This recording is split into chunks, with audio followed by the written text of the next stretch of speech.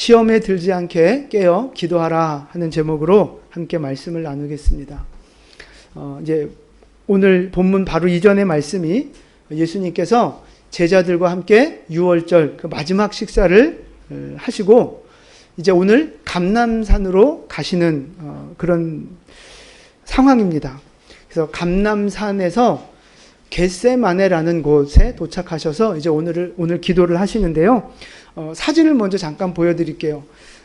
이 예루살렘 성전 있는 곳과 그 겟세마네 감람산이 어디에 있는가를 좀 보여드릴게요. 저기 그림 안에 있는 그 네모난 박스가 성전이고요. 그 앞에 있는 그 노란색 산 보이시죠? 예, 거기가 바로 감람산의 겟세마네라고 하는 곳입니다. 그러니까 성전 바로 나오면 계곡인데 계곡을 지나면 얼마 되지 않는 곳이에요. 불과 한 1km 정도? 그러니까 멀지 않은 곳에 이 감람산이 있고 거기에 겟세마네라는 곳에서 예수님이 기도하시는 거예요. 근데 이제 여러분 겟세마네에 도착하신 예수님이 거기서 이제 무슨 일을 하시는가 볼게요. 36절하고 37절 말씀 우리 함께 봉독합니다. 이에 예수께서 제자들과 함께 겟세마네라 하는 곳에 이르러 제자들에게 이르시되 내가 저기 가서 기도할 동안에 너희는 여기 앉아 있으라 하시고 베드로와 세베대의 두 아들을 데리고 가실새 고민하고 슬퍼하사. 아멘. 제자들을 놓고 말씀하시는 거예요. 내가 저기 가서 기도하고 올 건데 너희는 여기에 있어라. 그리고 3명의 제자들만 데리고 가시는 거예요. 누구예요? 그죠? 37절 보니까 베드로와 세베대의 두 아들은 요한과 야고보를 얘기하는 거예요. 이 3명의 제자만 데리고 따로 기도하러 가시는 거예요. 그러니까 여기 몇 명이 남아 있어요? 네, 그죠. 8명 남아 있는 거죠. 8명. 12명 중에 가룟유다 빠졌으니까 11명. 거기서 3명 데리고 가시는 거예요. 8명을 남겨놓고. 근데 여러분, 기왕이면 11명, 예수님까지 12명 모여서 같이 기도하면 더 분위기 좋지 않겠어요? 왜 굳이 요 3명만 따로 데리고 가서 기도를 하실까 하는 겁니다. 왜 그러실까요? 저 같으면 12명 11명 다 데리고 갈 텐데. 이런 특이한 상황이 사실은 오늘만 일어난 게 아니고요. 그 전에도 몇 번 그런 일들이 있었어요. 마태복음 17장 1절을 보시면요. 앞에 화면 보시면 됩니다. 17장 1절 보시면 변화산에 올라갔을 때 이야기인데요. 함께 봉독합니다. 엿새 후에 예수께서 그 형제 요한을 데리시고 따로 높은 산에 올라가셨더니, 그러니까 변화산에 올라가셔서 이렇게 변하시잖아요. 빛나게. 그 다음에 엘리야하고 모세하고 대화하시는 장면이 나오는데 그 산에 제자들 다 데리고 올라가신 게 아니에요. 3명만 데리고 올라가셨다고요. 그럼 나머지 제자들은 어디 있어요? 산 밑에 몇 명? 9명. 그죠? 이제 9명이 9명. 그땐 가룟유다가 있었으니까 9명은 밑에 있었단 말이에요. 이때도 3명만 데리고 가셨어요. 자, 그리고 누가복음 8장 51절 함께 봉독합니다. 그 집에 이르러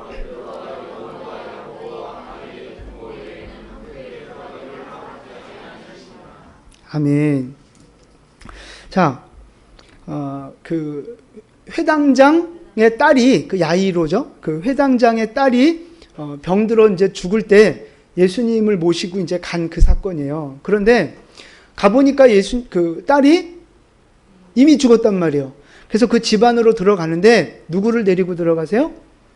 베드로, 야고보, 요한. 요 3명의 제자들만 데리고 들어가신단 말이에요.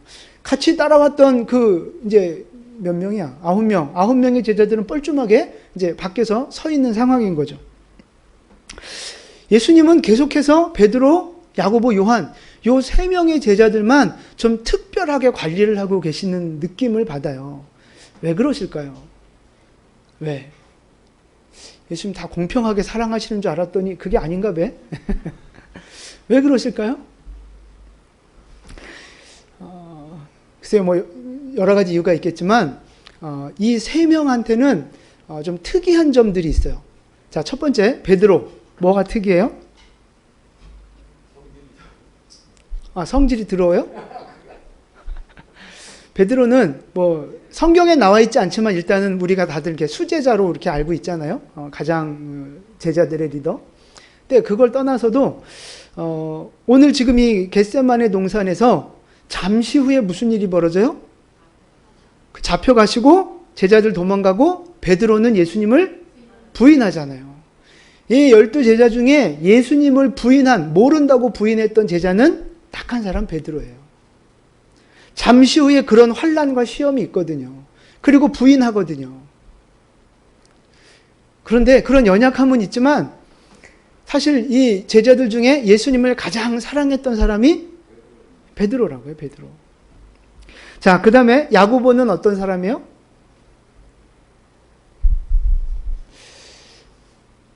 예수님이 승천하시고 나서 그 유대인들이 제자들을 핍박하는데 그때 제일 처음 순교했던 사람이 야고보입니다.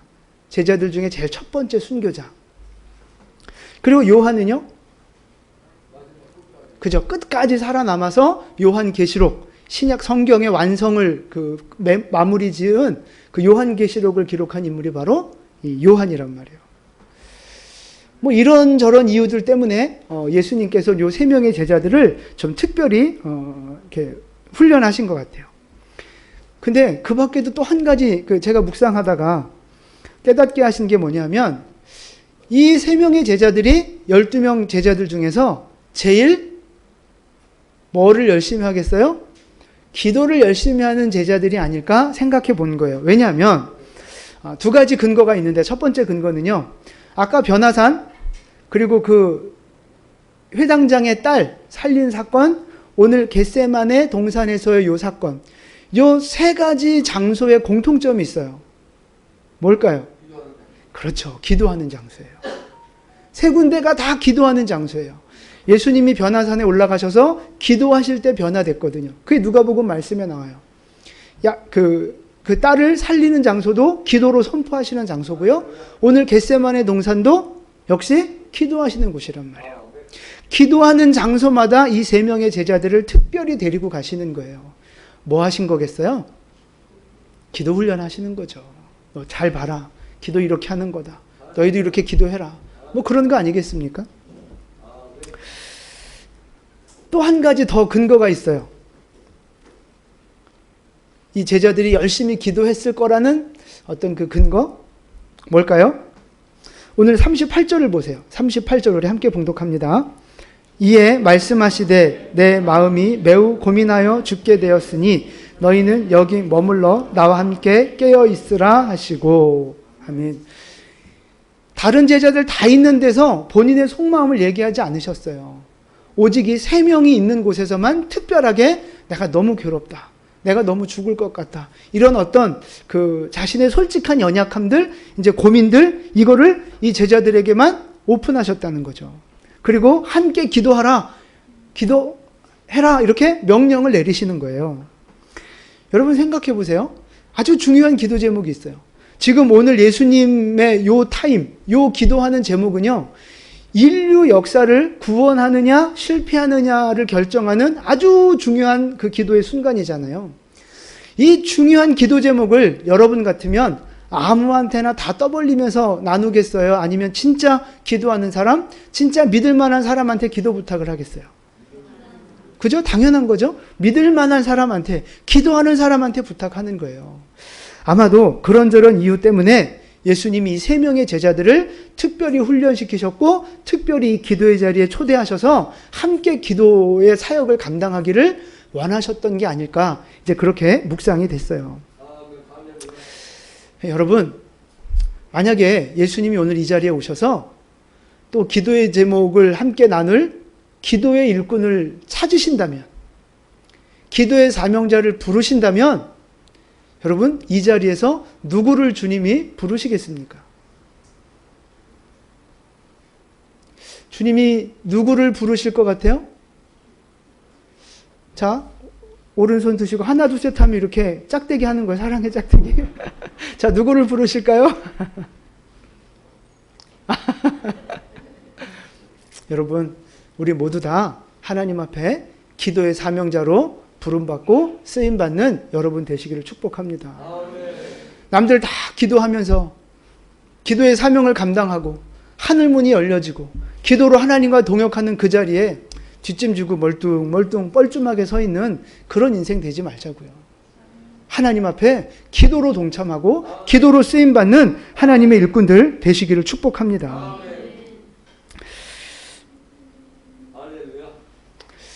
가끔 이제 그런 분들도 있어요. 목사님, 저는 기도는 잘 못하겠고요. 돈으로 쓰임 받겠습니다. 돈 많이 벌어서 11조 많이 하고 돈 많이 벌어서 저는 교회를 세우겠습니다. 그런 분들 종종 제가 봐요. 할렐루야죠? 뭐 좋아요. 이제 자기 달란트가 있고 자기의 분량이 있으니까 뭐 그걸 크게 나쁘다 말하지 않겠습니다. 근데 중요한 건요. 기도하지 않으면 그 하나님의 복을 받을 수도 없고 받는다 해도 그 복을 지켜나갈 수 없다는 거예요. 기도해야 하나님이 주시는 복을 받을 거 아닙니까? 물론 기도 안 하고도 성공할 수 있어요. 자기 열심히 노력하고 자기의 힘으로 자기가 높아질 수 있다고요. 성공할 수 있다고요. 그런데 기도하지 않으면 그게 왜 무너져요? 사람에게는 반드시 시험이 오고 유혹이 오고 고난이 와요. 근데 기도하지 않으면 그 내가 받은 축복을 지킬 수 있겠어요? 없어요. 다 무너진다고요. 다 바람에 나는 겨처럼 날아간다고요. 그래서 어차피 인간이 세운 바벨탑은 다 무너지게 돼 있어요. 그래서 축복을 받고 싶은 사람은 기도해야 되고 축복을 지키고 누리기를 원하는 사람도 기도해야 되는 거예요. 기도하는 자가 복을 받고 기도하는 자가 하나님의 복을 누리는 줄 믿으시기를 바랍니다. 그래서 이래나 저래나 기도 안 할 수 없다고요. 기도하셔야 된다고요.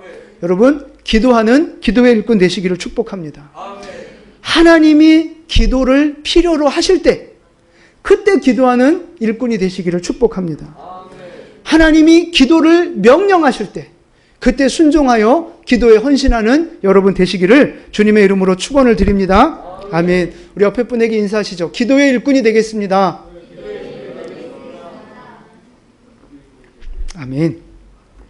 자, 오늘 39절 말씀 함께 봉독하겠습니다.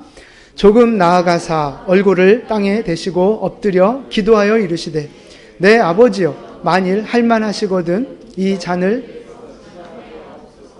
그러나 나의 원대로 마시옵고 아버지의 원대로 하옵소서 하시고. 아멘. 예수님이 전부 3번에 걸쳐서 기도를 하세요. 이제 그 첫 번째 기도인데, 자, 이 첫 번째 기도의 내용이 크게 2가지입니다. 뭐예요? 그죠? 이 잔, 이 고난의 잔, 이 십자가 지는 거, 이거 지나가게 하옵소서.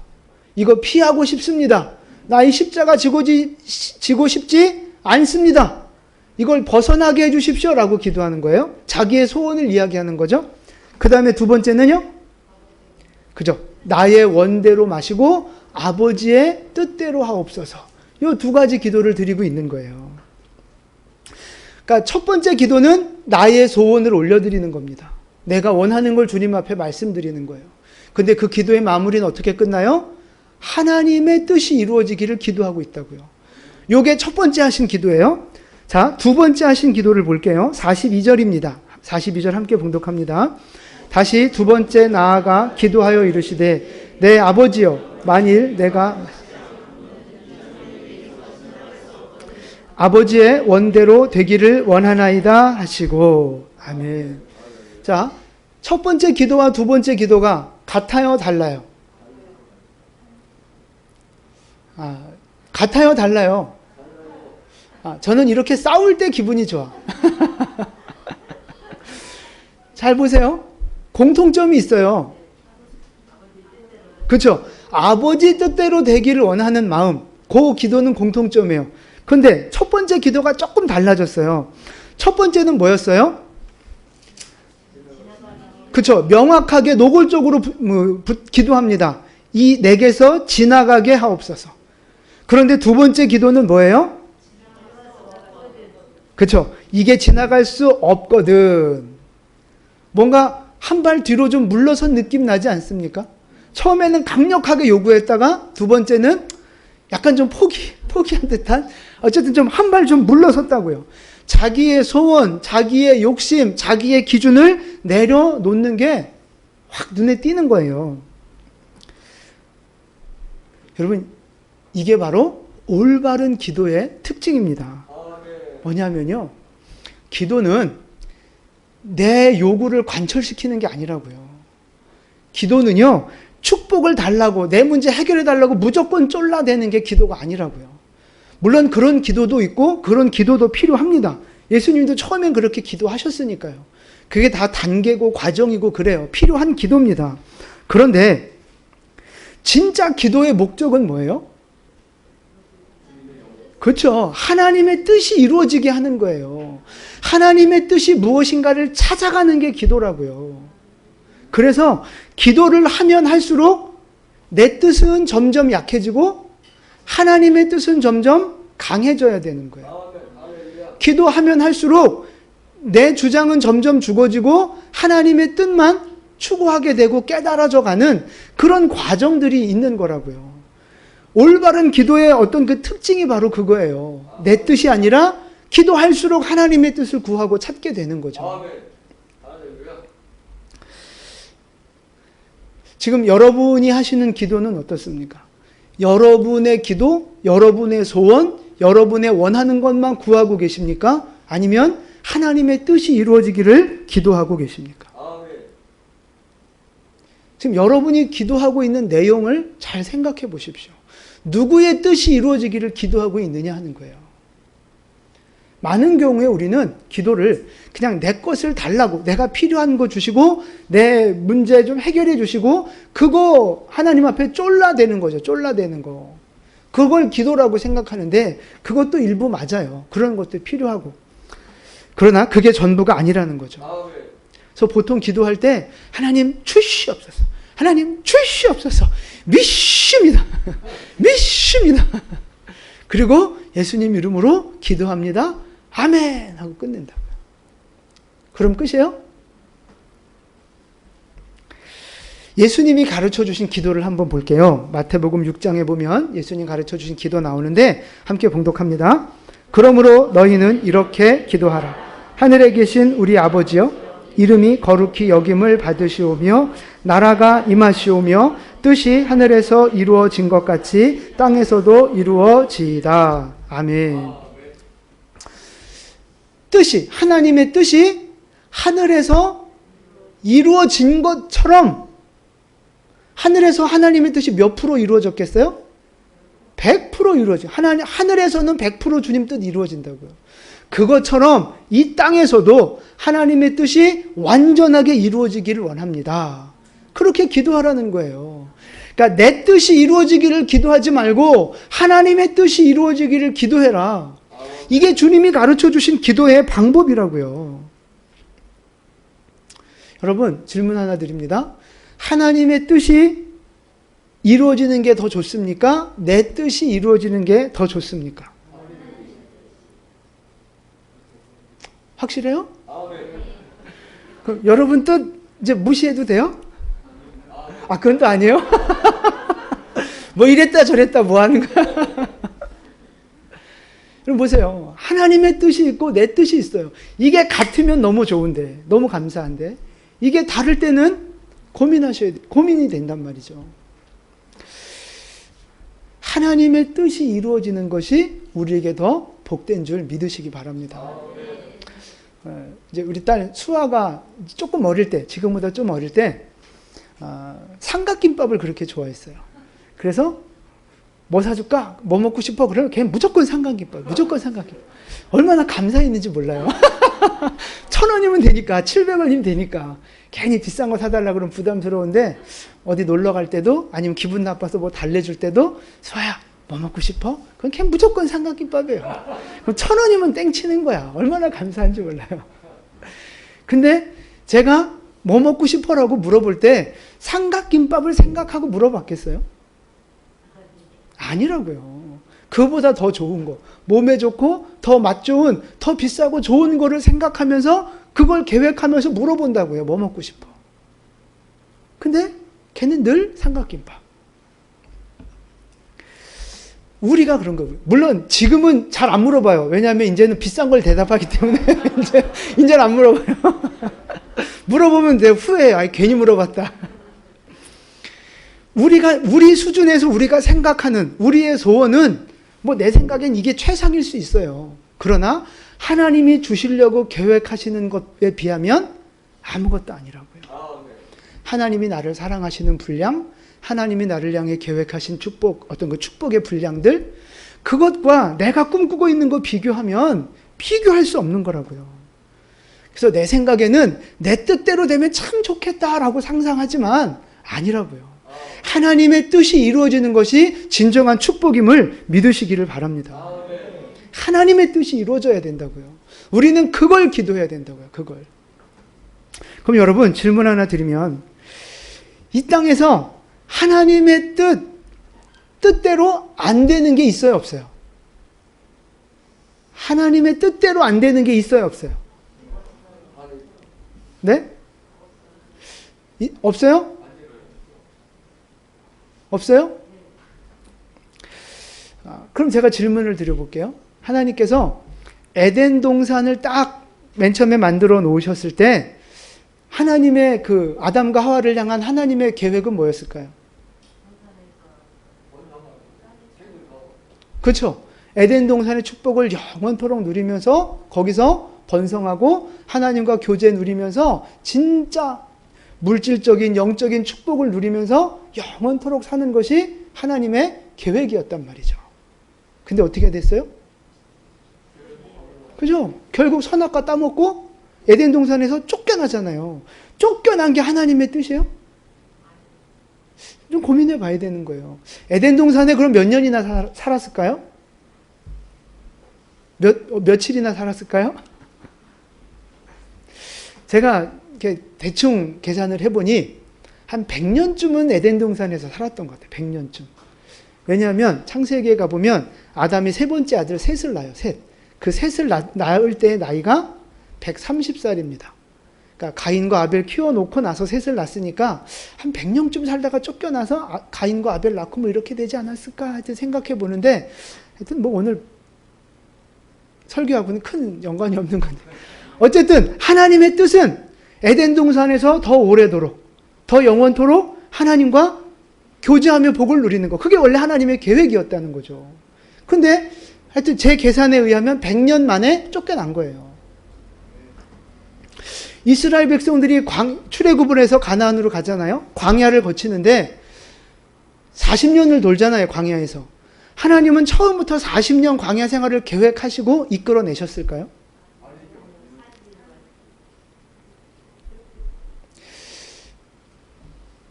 출애굽해서 시내산에 와서 성막 건축하고, 이제 그게 한 11개월, 한 1년 정도 가까이 걸려요. 그리고 나서 원래는 가나안 땅으로 바로 들어가는 게 하나님 계획이었다고요.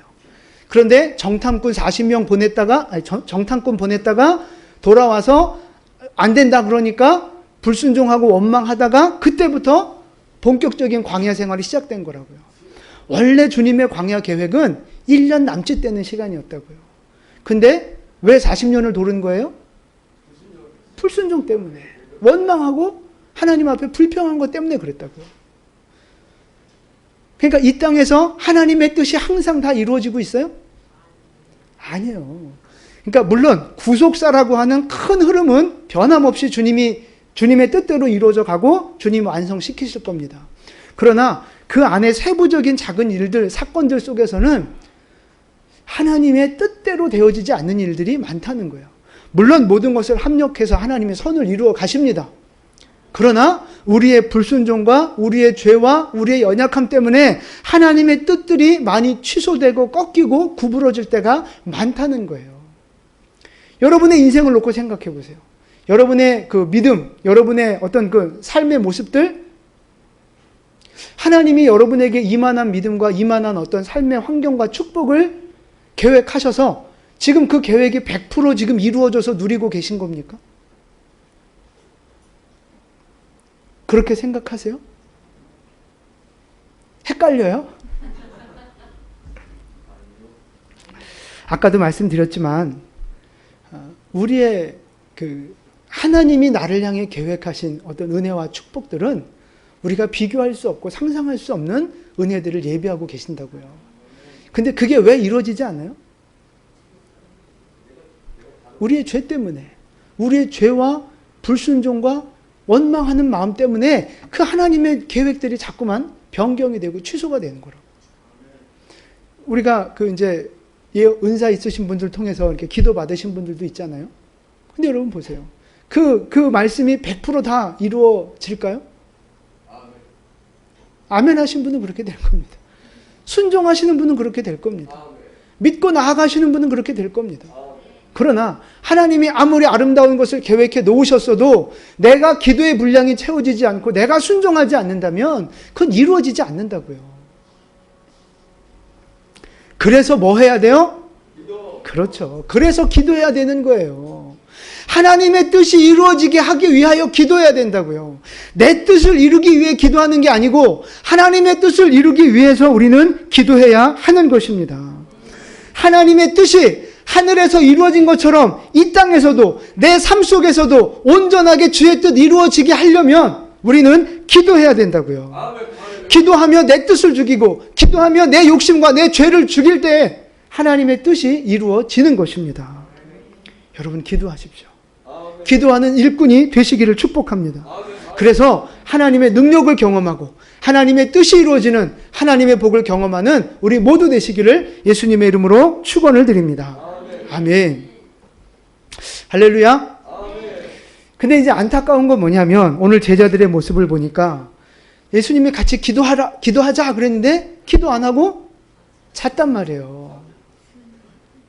기도 안 하고 잤어요. 그 결과 자 40절하고 41절 우리 함께 봉독하게 40절 41절 제자들에게 오사 그 자는 것을 보시고 말씀하시되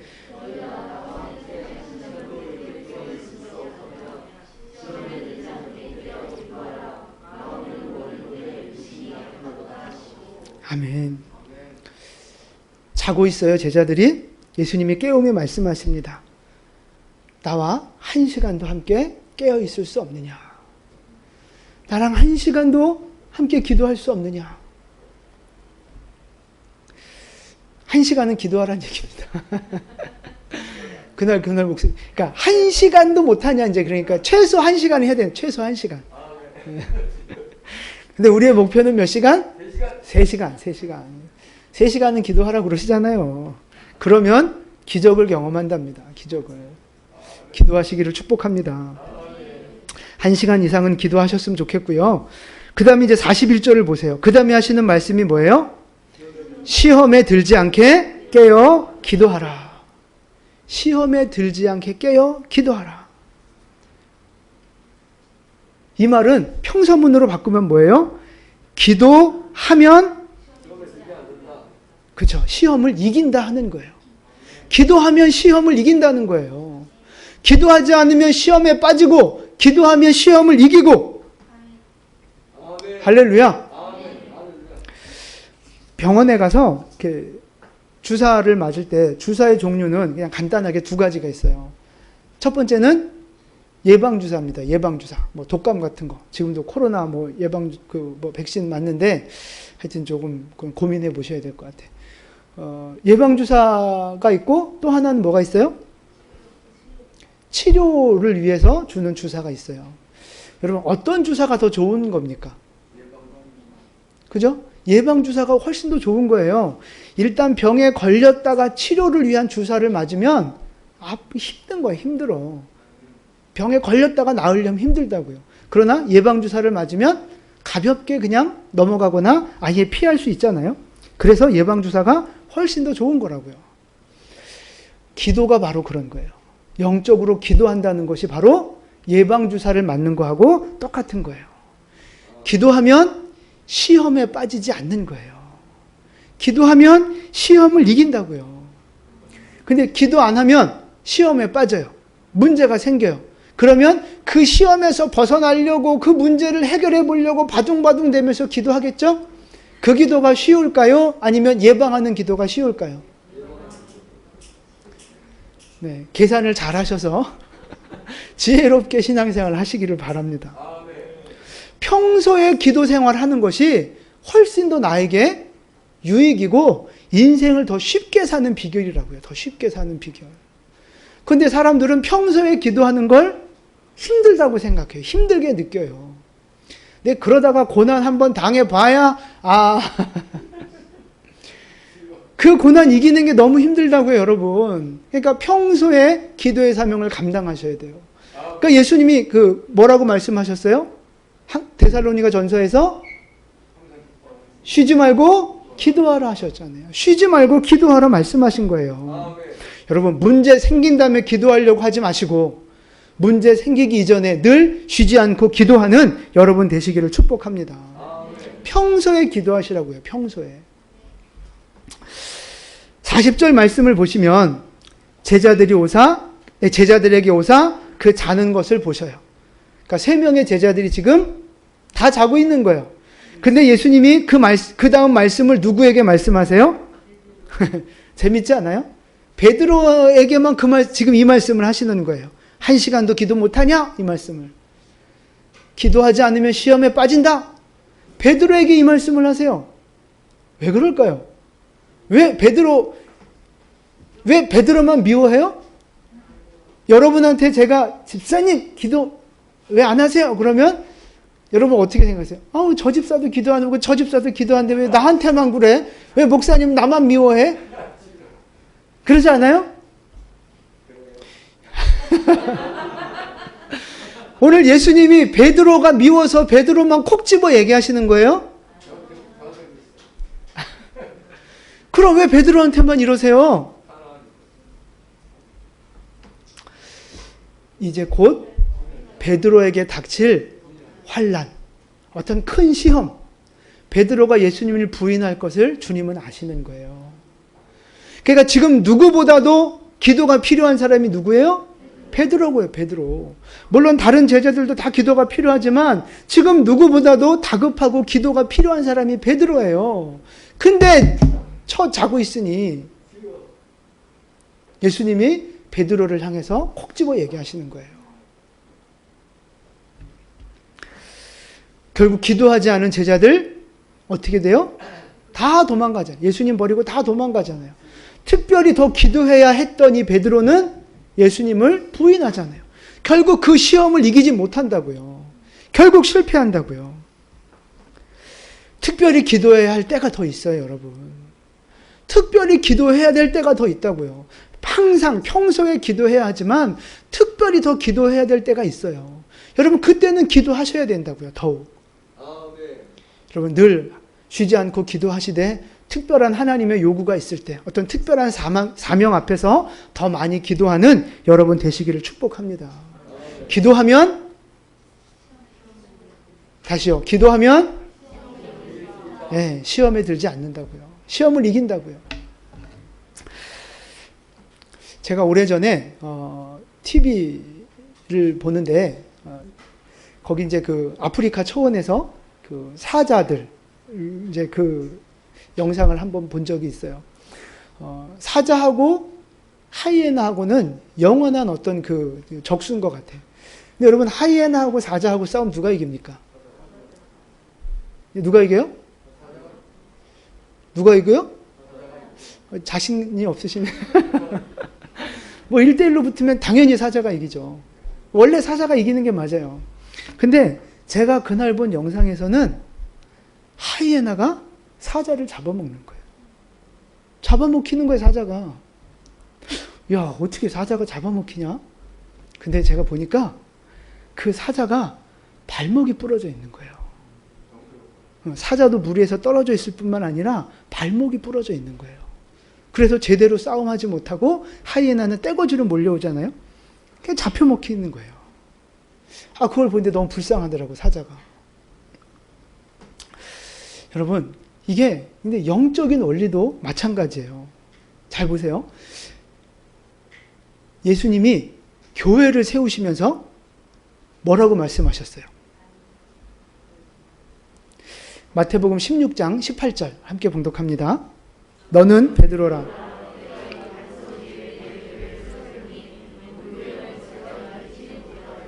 아멘. 자, 교회는 어떤 곳이에요? 그죠? 음부의 권세가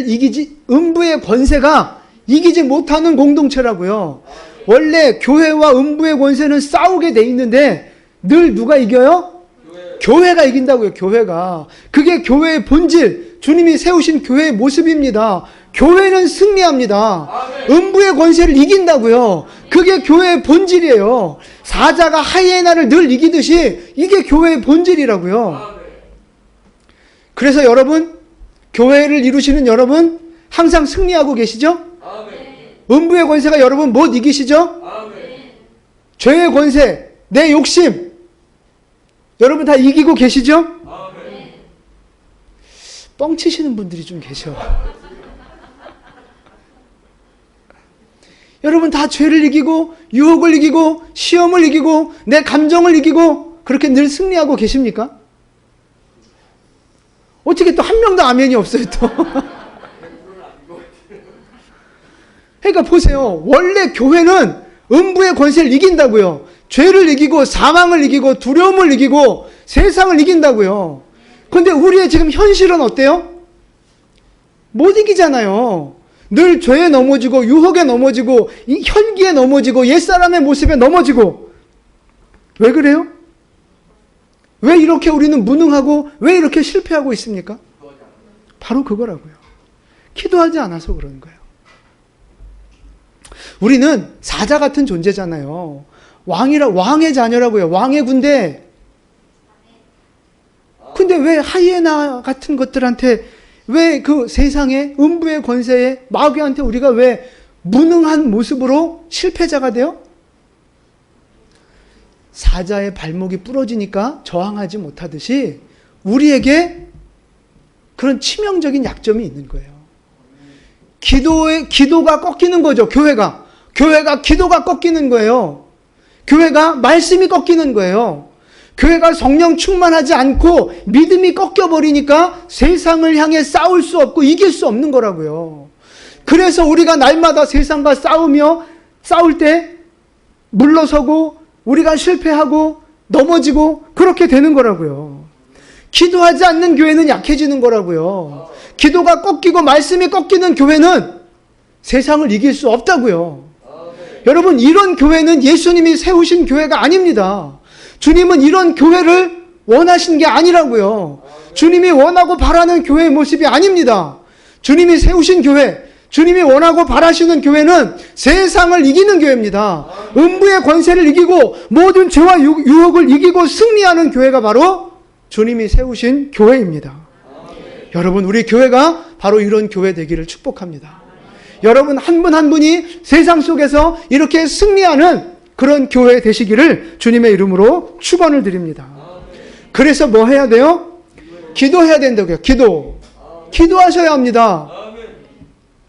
기도하지 않으면 시험에 빠집니다. 그러나 기도하는 성도는 승리할 것입니다. 제가 사진 하나, 그림 하나 보여드릴게요. 어떤 여인이 무릎을 꿇고 간절한 마음으로 기도하는 모습인데요. 세상적으로 보면, 인간적으로 보면 힘없는 갸냘픈 여인의 모습입니다. 근데 거울에 비친 저 여인의 모습을 한번 보십시오. 어떤 모습이에요? 그죠? 투구를 쓰고 군사의 모습으로, 병사의 모습으로 있다고요. 자, 그 어깨에 뭔가 보이십니까? 예수님이 손을 얹어주고 계세요. 붙들어주고 계신다고요. 참 누가 그렸는지 너무너무 잘 그린 것 같아요.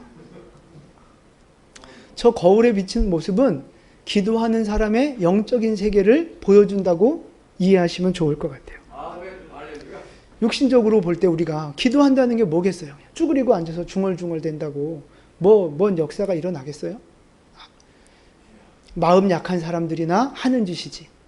세상은 그렇게 생각한다고요. 그러나 영적인 세계를 보니까 어때요? 기도하는 사람은 십자가의 군병이라고요. 기도하는 사람은 하나님의 능력을 가진 십자가의 군병이라고요. 그리고 그 사람을 주님이 붙들어주고 계신다고요. 저게 바로 기도하는 사람의 영적인 실체입니다. 영적인 실체. 그런 말이 있어요. 위대한 종교개혁자가 그런 얘기를 했습니다. 기도하는 한 사람이 기도하지 않는 한 나라보다 강하다. 기도하는 한 사람이 기도하지 않는 한 나라보다 강하다는 거예요. 기도의 능력이 얼마나 큰가를 깨달은 사람의 고백입니다. 그래서 여러분, 기도는 능력입니다. 기도하면 영적으로 무장하며 세상을 이기는 사람이 되는 거라고요. 기도하면 하나님이 우리에게 능력의 손을 더하여 주셔서 세상을 이기는 줄 믿으시기 바랍니다. 여러분 삶 가운데 두려운 문제들이 있습니까? 지금 연약함들이 있습니까? 해결해야 할 인생의 어려움들이 있습니까? 불안과 낙심과 그런 어려움들이 여러분 안에 있습니까? 우리가 기도할 때 주님이 우리와 함께 하십니다. 우리를 붙들어주고 계십니다. 우리가 기도할 때 우리의 전투력이 높아지고 우리가 기도의 용사로 변화되어지는 것입니다. 그래서 여러분, 기도하셔야 합니다. 기도하면 우리는 반드시 승리할 겁니다. 우리는 기도할 때 주님의 뜻을 발견하게 될 것입니다. 그래서 우리가 기도로 하나님의 뜻을 이 땅에 이루어 낼 것입니다. 기도하는 여러분을 통해 하나님의 뜻이 이 땅에 이루어지고 여러분의 인생 속에 하나님의 뜻이 이루어질 것입니다. 이 믿음으로 기도하셔서 기도의 용사로 쓰임 받으셔서 기도의 주인공, 승리의 주인공, 축복의 주인공 되실 수 있기를 예수님의 이름으로 축원을 드립니다. 아멘. 기도하겠습니다.